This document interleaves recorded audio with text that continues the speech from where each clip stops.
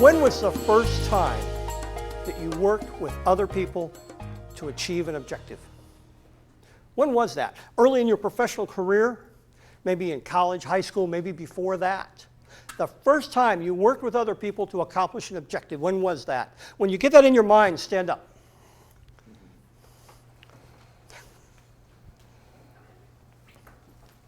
Okay, now, yeah, you can stand up too. Wait, I'm listening.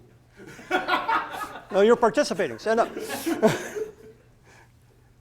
Now, in 25 words or less, very briefly, turn to the person next to you and tell them what that was.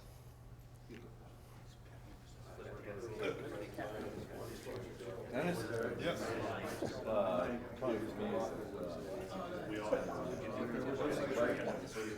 25 words or less.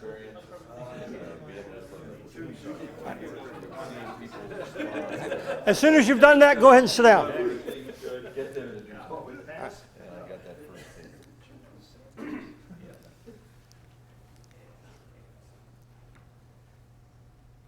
What do you think of when you hear the word leadership? Do you think of the director or the president of the company or maybe the CEO? Those are titles we normally associate with that word.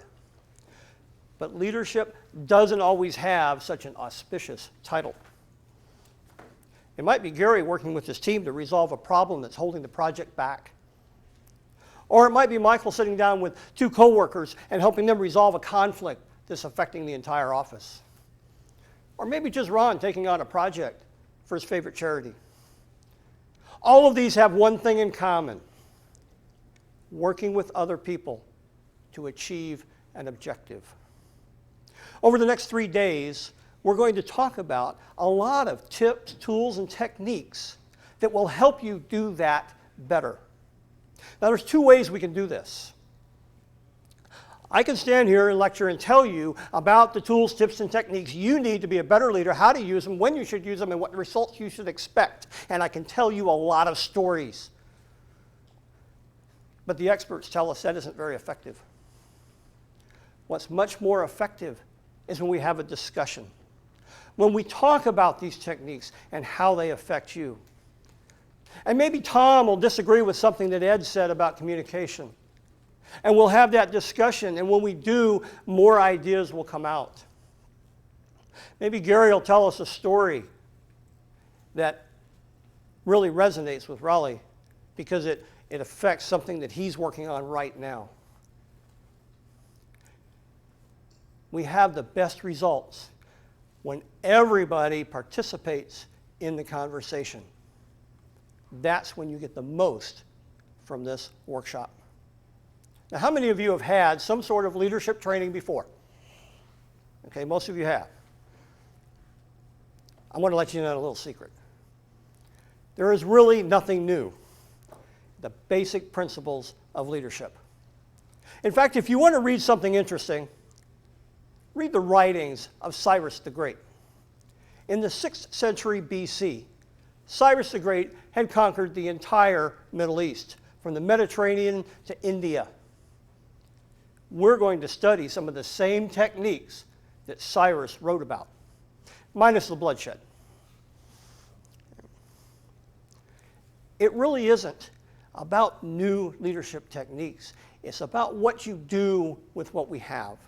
Because the basics don't change, but the situations you find yourself in change constantly. So